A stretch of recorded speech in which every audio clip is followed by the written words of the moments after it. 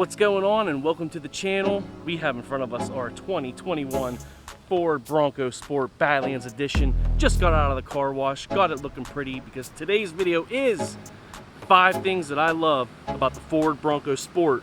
All right guys, let's head off for a little ride in the Ford Bronco Sport.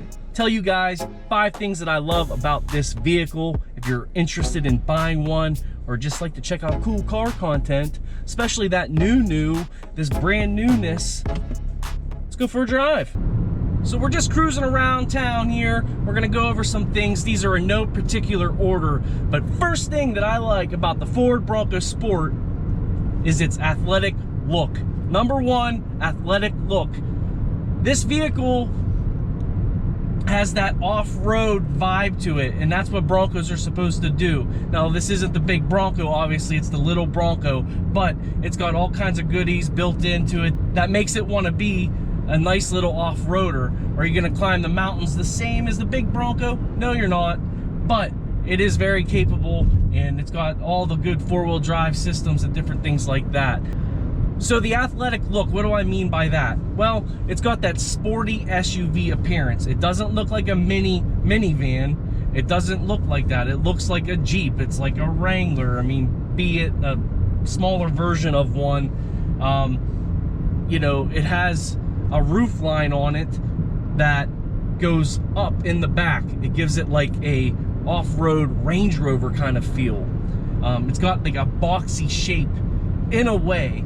This vehicle has like a masculine and feminine kind of appearance to it, so it's kind of neat, but overall I think it looks masculine. If you look up at the car, it kind of looks tall and boxy. If you look down at the car, you can appreciate all of the angles, the headlights. There's some roundness there, which would basically be like a new version of the old school Bronco. The athletic look of this vehicle is meant to promote a certain adjective, and that is adventurous. This is meant to go off-road, and like I said at the beginning, it's not as capable as like a big Bronco or like the Wrangler, but what it does make you want to do is immediately call your local campground, because you want to go there and spend the night next to the vehicle with a little campfire, maybe do a little modest trail riding, if you will. And there are actually gadgets that you could buy from Ford's website. It is a third-party company, and I'm sure there's going to be other things that come out and are available from third-party companies, but if you want to take this vehicle off-road, somewhere that your car can't go, you get there and then you get out, but the sun's shining. Well, they have an awning that attaches right to the roof rack. I'll put a picture of it here, and that can extend out and give you some shade right next to your Ford Bronco Sport. Also, do you like tents? Do you want to sleep out in the woods? You're not going to get a cottage or a cabin. You're going to go out and park next to a tree, desolate, nobody's there, good times, good beers, all kinds of good food, hanging out with your friends. Well, guess what? You can get a tent. There's 2 different kinds. There's some that are like a universal that you can attach to your tailgate, and I'll try to find a picture of that and put it up there. But also, specific for this vehicle, you can get one through Ford's website that actually goes on the roof and attaches to the roof rails and has that widow ladder. You see that on all those TikToks? The widow ladder, you climb your widow ladder? Yes, you can get a widow ladder for the Ford Bronco Sport, climb up the top of it and sleep on the roof. Bears ain't gonna get you then, are they? Actually, they'll climb right up there and murder you. That's the first thing I love about the Ford Bronco Sport, is the athleticness. It's meant to be like we're going camping is the vibe I get. Number 2, the second thing I love about the Ford Bronco Sport is the EcoBoost engine. Now, I have the Badlands Edition, which is the top trim level, other than the first edition, which was a limited trim level because it was the first year of this model. The 2.0 liter EcoBoost engine is what is in the Badlands in the first edition. Every other trim level, Outer Banks, Big Bend, and Base, they all come with a 1.7 liter 3-cylinder engine. And this one is the 2.0 liter turbo. It's got like 250 plus horsepower, and it goes. the vehicle that this replaced was a 2011 Dodge Nitro, and it had a V6 from Chrysler, and it was a slug.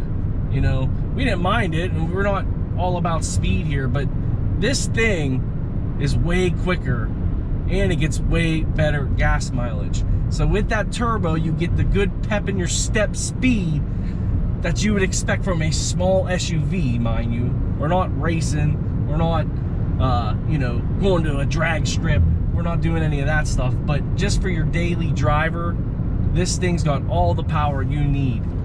I can't speak for the 1.7 liter 3-cylinder, but you guys let me know if anybody has one. Is it adequate? Do you think it's underpowered?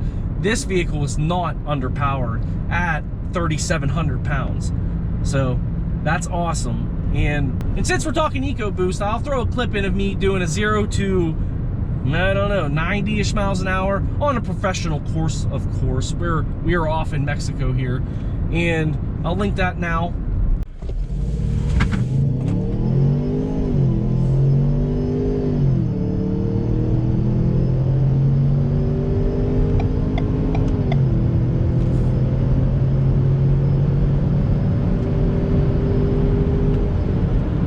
Pretty nice. And there it is. How is that? Pretty cool. Nice little acceleration on the highway there in Mexico.